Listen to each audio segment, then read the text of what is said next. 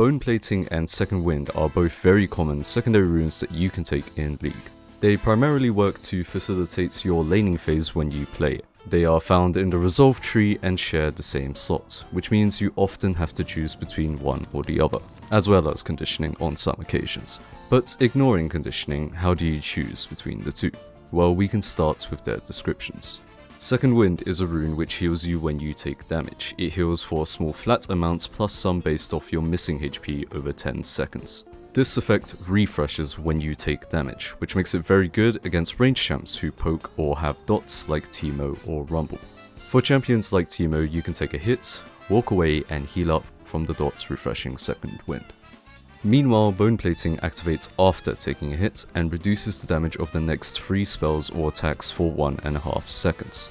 The damage reduced is based on level. The 3 spells or attacks reduction makes it very good against champions who like to combo or all in.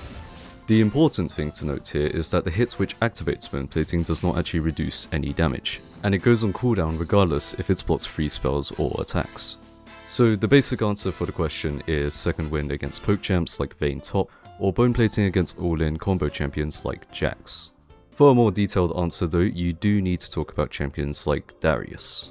You see, Darius is a lane bully who likes all-in trades or fights, but at the same time he also has a passive with dot damage. So what do you take out of the two? Well, the answer depends on your champion. For example, champions like Aatrox will often take Bone Plating against Darius, whereas champions like Sion will often take Second Wind if they are going tank. Aatrox generally likes Bone Plating against Darius, as he plays from far range, making it difficult to proc Bone Plating with Darius's autos Q or W.